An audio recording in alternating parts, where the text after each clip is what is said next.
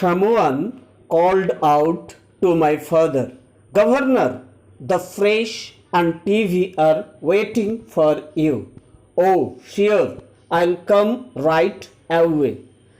I watched him leave down the aisle. Immediately, I swung my legs down to the floor. I realized and standing was tough and walking was very difficult. I practiced one foot and then the other, up and down the aisle, holding on to the seat backs for support. I put on my jacket and walked with difficulty to the exit point. I saw a crowd of reporters and cameramen surrounding my father. It was really a new world. There was a storm of voices.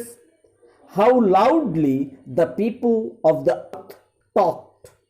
"Governor, would you say the difference between earth and moon people can never be solved?" I am convinced that with a clear understanding of our problems, the differences can be settled in a friendly manner. "Governor, how long do you think you will stay on earth?" "I guess it may take as long as 6 months to a year to settle our differences." "One last question, Governor. Now you are back on earth again. Will you tell our listeners which is really home to you, earth or moon?"